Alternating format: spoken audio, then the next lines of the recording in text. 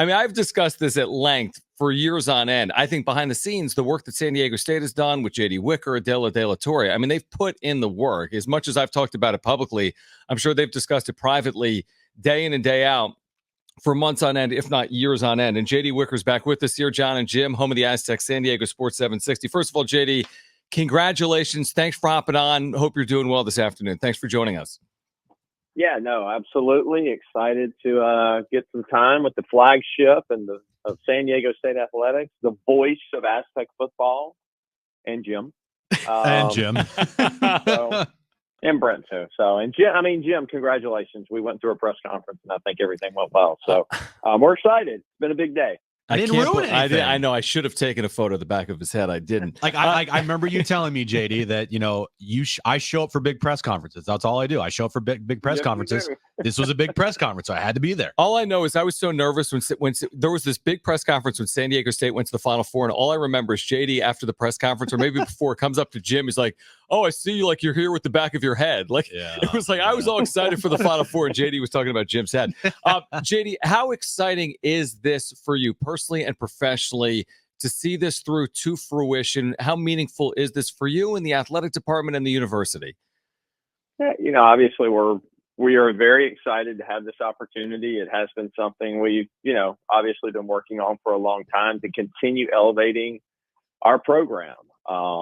We got really close last year with, what happened on August 4th. And then, here we are again today. We're excited to be with Oregon State, Washington State, and then, our other Mountain West Conference partners that are coming in. And our goal is to create, that next best conference that's out there and, try to compete as much as we can with, a Big 12 and an ACC. And we'll see what happens. We're going to put the best product we can on the field. I know that. You've been working at this for a while now to improve San Diego State as an athletic program and put it in the best conference possible. And when the press conference started today, you got a little emotional about it. No, I'm not making fun of you at all.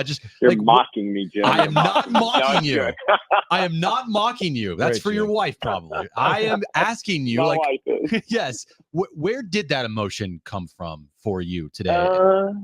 Yeah, I think it was Bryce Miller asked me the same thing. It's, it'll be 8 years, October 24th. It's my introductory press conference, so we're a little shy of 8 years. And in that 8 years, it has been, it's been a roller coaster. If you think about, the stadium, and that was really hard, and, taking a lot of arrows in that whole kind of campaign as we tried to get some things done. And then you have COVID, and that derails a lot of things. And that was hard.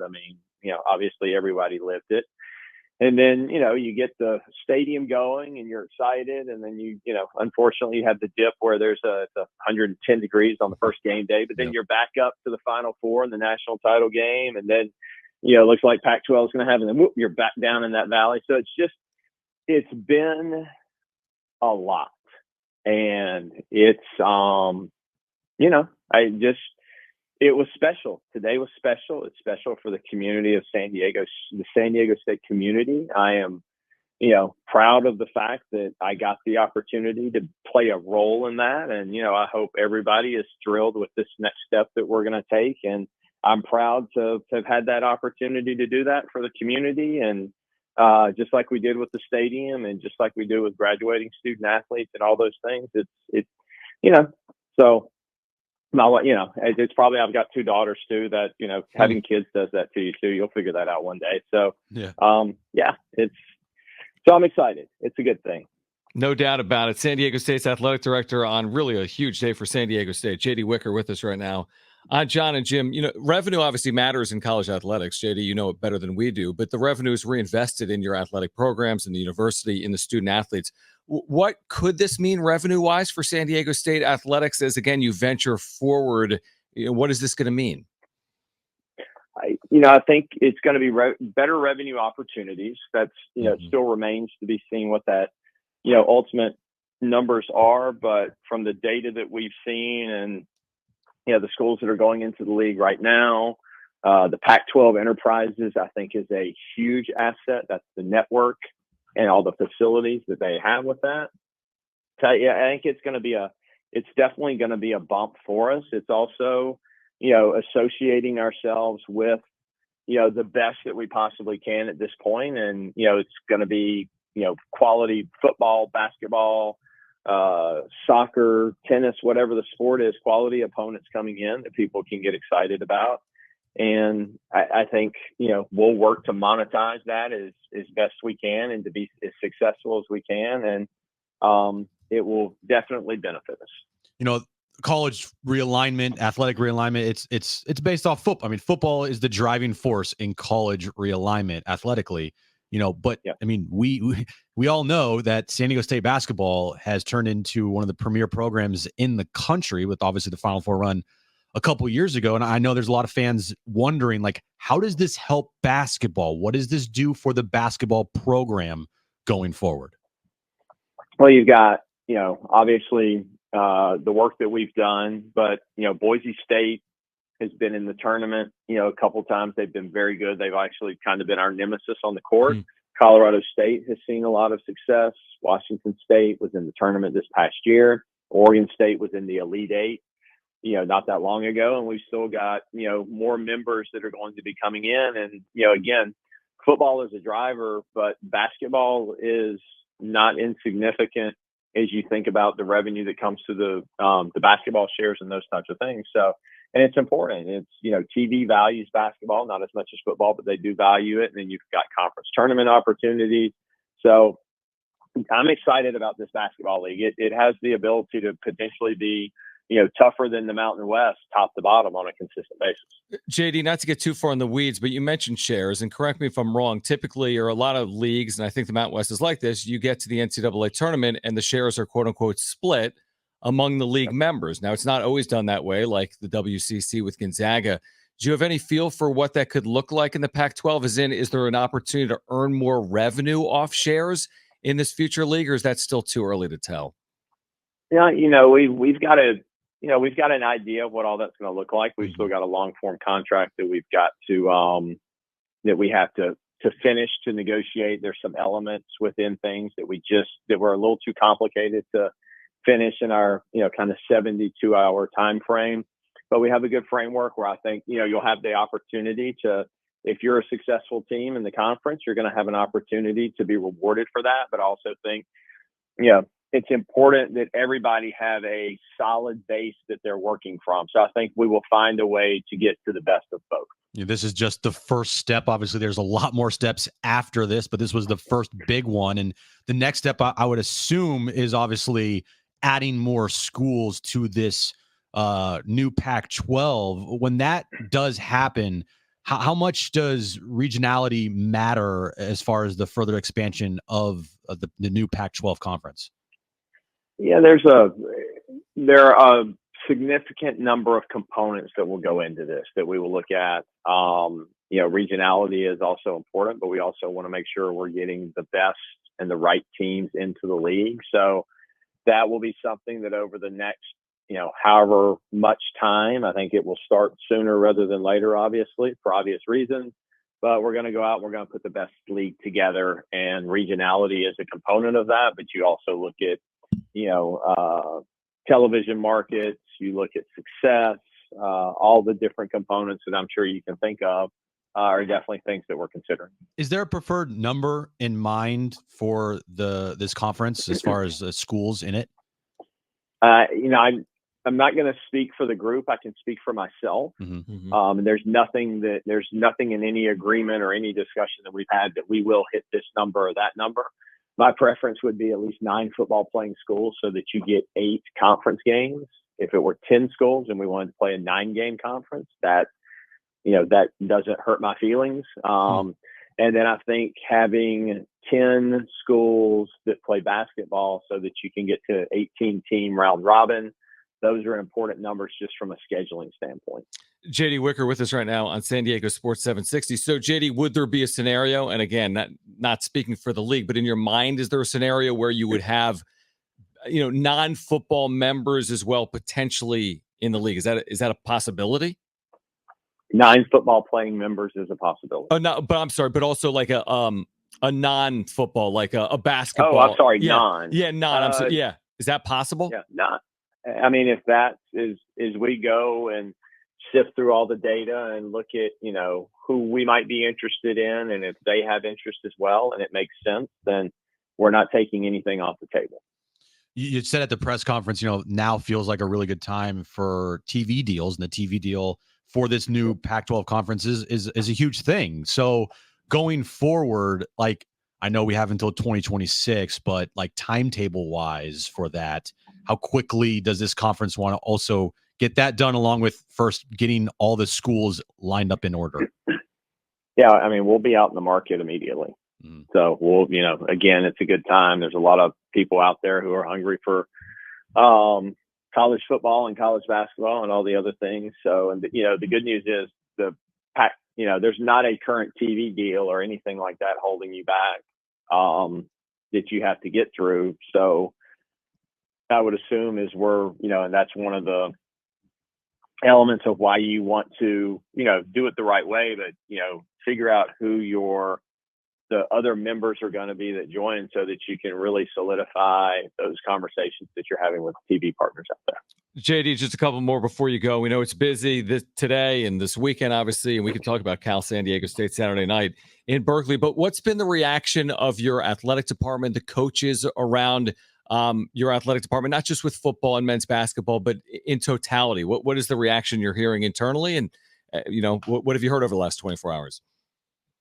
Yeah, everybody's excited. It was fun to walk into the building today and see different staff members who were, really excited about this opportunity moving forward. And it seems like the reception publicly, for the most part, has been very positive. Yep. So we're, I'm excited. It's turning a page. We've obviously got 2 years of competition in the Mountain West, and we're going to fight hard, and we're going to be, good members and partners with, the other schools that, we've done a lot of great things with. And, while we're building, the new Pac-12, and then come July 1, 2026, we'll pivot and get ready to go win championships there. I think, with college football and college athletic realignment, like, it kind of catches a lot of people off guard a lot of times, because it just happens and all of a sudden you're like, wait, what? And then less than 24 hours later, there's an announcement. So the timetable of things, JD, it seems like this was pretty quickly. I mean, a couple months, obviously, it takes, and you have to, start with conversations and move forward. But just explain to our listeners and Aztecs fans, like, the timetable of this happening, because it feels like, for me at least, I look at my phone last time, I'm like, wait, what? Like, it just came out of the blue for me. Yeah, that's good. It came out of the blue. We almost made it. Yes. Yeah. My Mississippi counterpart, we graduated from the same school. Ross Bellinger broke it. I did not have anything to do with that, but yeah, he texted me at one point yesterday, and he was like, why won't you call me? I know. So it was, I mean, this is something, I mean, honestly, if you think about realignment as a whole, God, I've been working on this since, 2020. There've been, multiple different iterations of different things that we've, looked at. And then you have obviously the Pac-12 last year.